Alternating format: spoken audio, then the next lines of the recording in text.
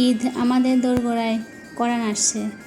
ঈদের আয়োজন ভিন্ন হয়ে থাকে, তাই না? আজকে আমি আপনাদের সাথে শেয়ার করছি স্পেশাল ঈদের একটা রেসিপি। আসসালামু আলাইকুম। আশা করছি আপনারা সবাই যে যেখানে আছেন আল্লাহর রহমতে ভালো আছেন। আপনাদের সকলে সুস্বাস্থ্য কামনা করছি। আজকে আমি আপনাদেরকে তৈরি করে দেখাবো ঈদ স্পেশাল মালাই সন্দেশ রেসিপি। সুজি দিয়ে খেজুরের গুড়, অসম্ভব মজাদার এই মালাই সন্দেশ। আশা করছি আপনাদের অনেক ভালো লাগবে। এখানে আমি নিয়েছি খেজুরের গুড় 1 কাপ। কয়দিন আগে শীত ছিল, যখন শীতকাল ছিল আমি তখন খেজুরের গুড় নিয়ে এসে স্টক করে রেখেছিলাম। খেজুরের গুড় দিয়ে এই সন্দেশ অসম্ভব মজা হয়। আশা করছি আপনারা একবার হলেও ট্রাই করবেন। এখানে আমি খেজুরের গুড় দিয়েছি 1 কাপ, তারপরে এখানে দিয়ে দিলাম 1 কাপ পানি। এখন আমি চুলায় নিয়ে এটা ভালো করে গুলিয়ে নিচ্ছি। এখানে নিয়েছি আমি 1 কাপ সুজি।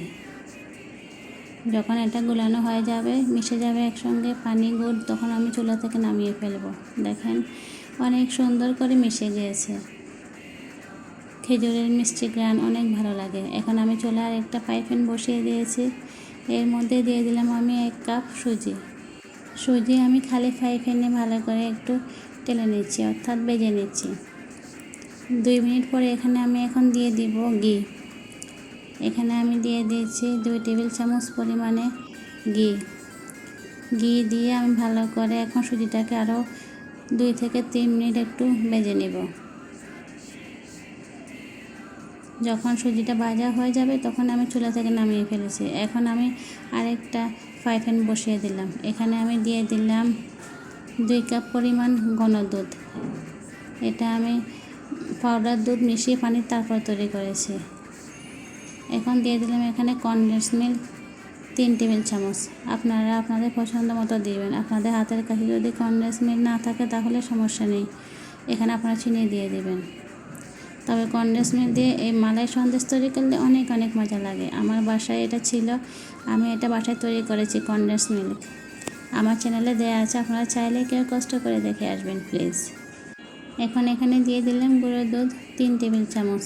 এখন ভালো করে সবগুলো উপকরণ একসঙ্গে মিশিয়ে নিলাম। দেখেন চুলার আগুনটা কিন্তু একদম লোতে রেখেছে। এখন এটা ঘনত্ব বাড়ানোর জন্য এখানে দিয়ে দিলাম 2 চা চামচ কর্নফ্লাওয়ার। এই 2 চা চামচ কর্নফ্লাওয়ার আমি সামান্য একটু পানি দিয়ে ভালো করে মিশিয়ে নিচ্ছি। এখন আমি সেই মালাইয়ের মধ্যে দিয়ে দিলাম কর্নফ্লাওয়ার মেশানো পানি। একটু একটু করে দিয়ে ভালো করে মিশিয়ে নিতে হবে। একসঙ্গে দিলে কিন্তু সবগুলো দলা পেকে যাবে, ভালো করে মিশে যাবে না। এতে করে কিন্তু আমরা যে মালাইটা তৈরি করতেছি এটা অনেক সুন্দর ঘন হয়ে যাবে। চুলার আগুনটা কিন্তু একদম লোতে রেখেছি, না হলে এটা পুড়ে যাবে, না হলে অতিরিক্ত ঘন হয়ে যাবে। এখন আমি মালাইটা তৈরি করে চুলা থেকে নামিয়ে ফেললাম। আগে আমি যে সুজিটা ভেজে নিয়েছি ঘি দিয়ে, সেটা চুলায় আবারও বসিয়ে দিলাম। এখন এখানে যে আগে থেকে আমি যে গুড়ের পানি তৈরি করে রেখেছিলাম সেটা দিয়ে দিচ্ছি। গুড়ের পানিটা দিয়ে এখানে আমি এখন ভালো করে মিশিয়ে নিব। এখানেও কিন্তু চুলার আগুনটা এখন লোতে রেখেছি। লোতে রেখে আস্তে আস্তে করে ভালো করে মিশিয়ে নিতে হবে, না হলে কিন্তু গুটি গুটি হয়ে থাকবে। এই পর্যায়ে আমি দিয়ে দিলাম আরও হাফ কাপ ঘন দুধ। এই দুধটাকে দিয়ে দেখেন আর ভালো করে আমি সুজির সঙ্গে মিশিয়ে নিচ্ছি।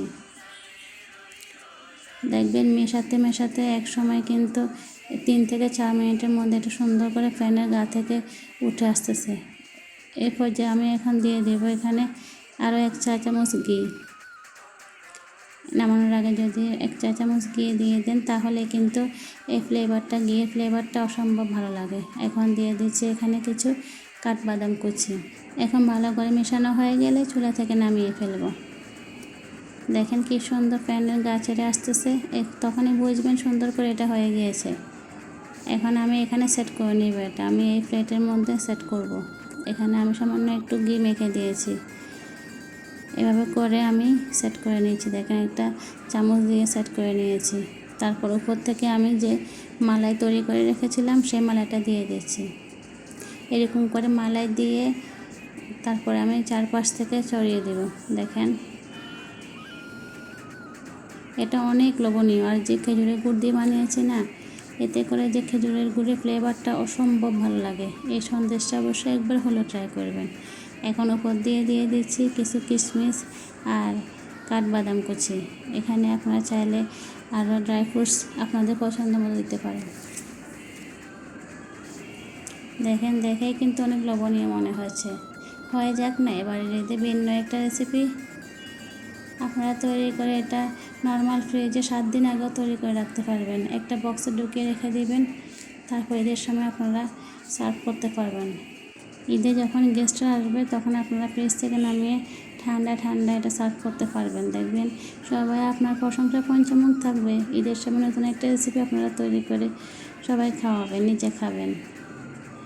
এই দেখেন, আমি এখন এটা ফ্রিজে রেখে দিয়েছি। নর্মাল ফ্রিজে রেখেছি আমি এটা 2 ঘন্টার জন্য। 2 ঘন্টা পরে নামিয়ে আমি চারপাশ দিয়ে একটু সমান করে নিচ্ছি।